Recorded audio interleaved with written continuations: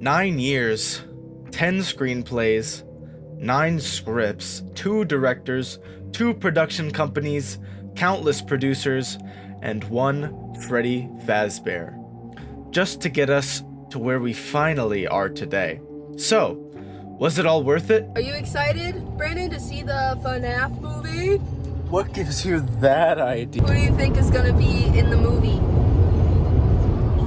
Freddy Fazbear. This movie was a major disappointment to me. Let me get that out of the way. I believe Five Nights at Freddy's is a bad movie. Although that's just my opinion. I won't be getting into spoilers for now, so don't worry if you haven't seen it and still care to. But a large chunk of this movie was just a waste of space. Useless dialogue broken up by subpar scares, inconsistencies, and plot holes. For whatever reason, I see a lot of people enjoying this movie, and more power to them. I honestly envy them, but I have to be honest, I think people are just hyped for the fan service and the idea of a FNAF movie on the big screen. And I was too, for a good bit of the movie, but the more time I spend thinking about the movie, the more and more I feel like we really deserve something better.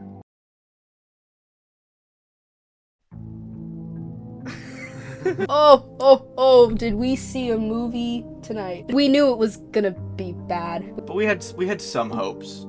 Yeah. Five Nights at Freddy. Being as honest as possible, when writing this video, I was really anxious. People seem to really be defending this movie, and people are trashing on IGN and Rotten Tomatoes for giving it a bad critic review. But I need to stick to my guns here. Trust me, I take no pleasure in trashing on this movie I've been waiting nearly a decade for. But I'm not gonna sit here and pretend that this movie deserves a ton of praise simply for being a Five Nights at Freddy's movie. I want to start with the story. Unlike what IGN said, there wasn't too much lore, and I don't think there was necessarily too little either. The issue with the story in this movie is not that it's only poor, but the way it's told is abysmal. The writing in this movie is straight up, guys, you're gonna want to see this quality. Josh Hutcherson and Matthew Lillard's respective performances do a great job of masking this, but other characters, who we will talk on later, don't have the same acting strengths to do the same. I also want to say I'm going to get a bit more detailed moving forward, so spoiler warning for the rest of the video. Now, as a alleged horror movie, the story and its portrayal should be scary or at least spooky in some way. This was definitely a generally doable goal, since people consider the original FNAF to be a very scary experience, and that is exactly what the movie's based on. Although, what made the original Five Nights at Freddy's scary was things like great sound design, harsh lighting, a claustrophobic atmosphere, and of course, the way the animatronics move.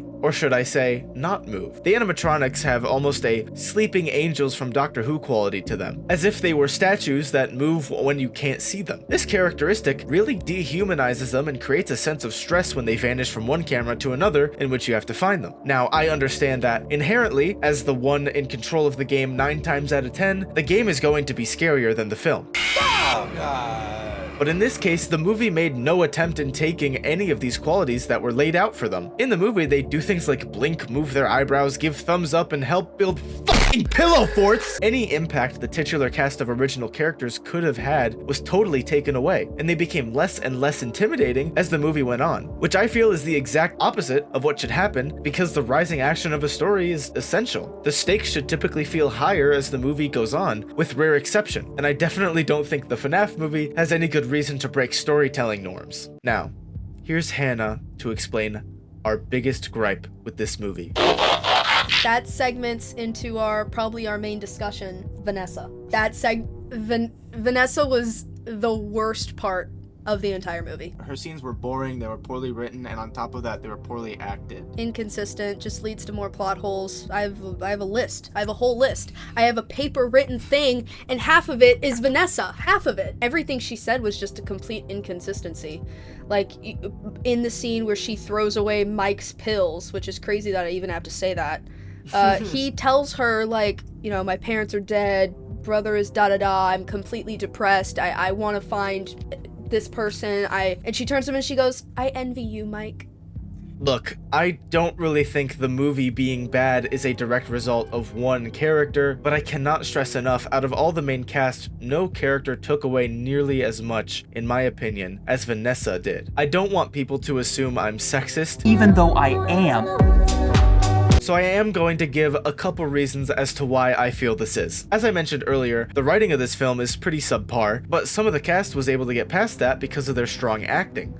No offense intended to the actress portraying Vanessa, but I felt her acting was very poor, which wouldn't have been nearly as noticeable had the writing been of better standard. But this isn't even the worst quality of her character. There are several scenes in which we as the audience, I assume, are meant to see her as a force of good, or a protagonist, but she is written to be very dislikable in my opinion. I'll use one spoiler example. There's a scene in which Mike is talking with her by the lake. This is a scene where he gives some important exposition on his past. He describes how his brother was taken and never seen again when he was a child, and how he lost both of his parents in separate yet equally tragic ways, leaving him with little opportunity, money, and the responsibility of raising and caring for his younger sister. Immediately after this, Vanessa says, "You're lucky, Mike," and throws his prescription medication into the lake because he slept on the job, which she's not even his boss, so who the hell cares? You're lucky, Mike. And then throws away his pills a second later in the same scene. Yeah. Like, oh, and her writing, she was, technically, the bodies were stored in the animatronics, which I don't know why the police didn't think to look there. What? And at the end, he's like, "Me and Abby couldn't have gotten out of the building without you." Are you kidding? She gave them some tasers. Yeah, that's it. That's it. Look, I know I'm overanalyzing the Five Nights at Freddy's movie, but if this is a surprise to you, you don't know my channel. Me and my girlfriend both wore FNAF onesies to see this film. I wasn't expecting a 10 out of 10 masterpiece by any means, but I feel it felt short in too many ways for the pros to outweigh the cons. It had lots of fun little references and nods to things like Sparky the Dog, Game Theory, Balloon Boy, and I Always Come Back, and of course, The Living Tombstone. And don't get me wrong, these moments were great little nods for fans that left me smiling. But altogether, these moments made up only a couple minutes at most. The space between them was filled with little to enjoy. There's nothing wrong with fan service in a movie. Take No Way Home, for example. That movie was filled to the brim with fan service and references, but the actual substance making up the film wasn't a waste of time. It was fun to watch for most audience members and was more than the bare minimum. In contrast to this, the FNAF movie wastes our time for 15 to 20 minutes with a side plot dedicated to getting the protagonist fired that literally never comes back. If you don't know anything about FNAF, you'll hate this movie. It'll be a bad movie. What are your closing thoughts on the movie?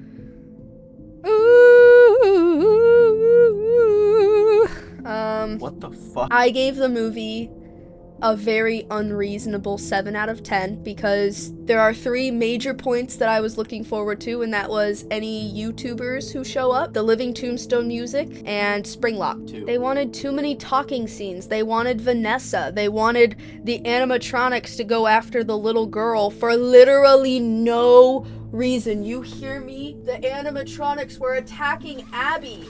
Why? Because William Afton told them to. That doesn't make sense. Love you. Even after all these complaints and issues that I have with the movie, I'm going to take the end of this video to leave you on a hopeful note. The fact that this movie even happened feels surreal at this point. With the amount of close calls of cancellation that befell this movie, the fact that we got anything is a pleasant surprise. And this movie is not a total loss in my eyes. I'd be lying if I said I wasn't ecstatic to see these silly fellas brought to reality in some of the earlier scenes of this movie. Josh Hutcherson as Mike Schmidt was actually a great choice in my opinion. His performance was well done and I was always rooting for him at the end of the day. And of course, William Afton. I'm not sure if I'm blinded by my excitement or others agree with this, but seeing Matthew Lillard's slasher adjacent Springtrap interpretation was lots of fun. He brought an exciting energy to Afton that was exhilarating when he finally walked on screen, and while he wasn't particularly scary, just having him be present was fantastic. And we finally have an official Springlock scene, which, despite being slightly lackluster, was still an awesome moment I will never forget. I know the vast majority of this video is complaining about my perceived faults in this movie, but I do hope there is a sequel. I want to see more Springtrap, and I want to see them go further into the horror. I want to give them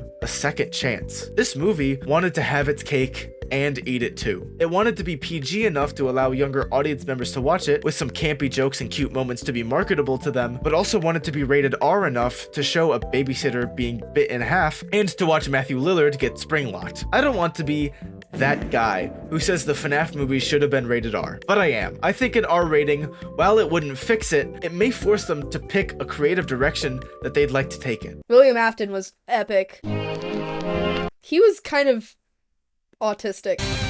Oh yeah, I want to acknowledge this brain dead IGN review. While I obviously agree the movie was bad, the reasoning in this review is stupid. Like, they genuinely wanted to watch Mike look at cameras and close doors for 2 hours. My biggest fear is people will use this as an excuse to just denounce any criticism the movie received. As you probably know by now, for whatever reason I cannot surmise, lots of people are rating this movie very highly. And of course, people are allowed to enjoy movies, and they're entitled to whatever opinions they may have. I'm not saying that my opinion is fact at all, but every time I open Twitter or Reddit or whatever to try and gauge the fan response to this film, I never see an explicit reason as to why people enjoyed it other than it made them smile. Regardless, I eagerly await to see how the movie does monetarily, and if that means that there will be a sequel or not, because I genuinely do want that. Despite my many gripes with the film, I do find myself wanting more, at least more of the good parts of this film. But now, I want to know what you think. Let me know what your thoughts are in the comments below. And thank you for watching.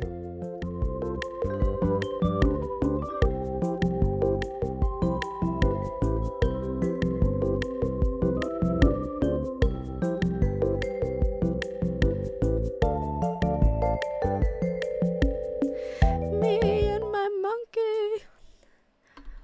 Monkey's not wearing any pants.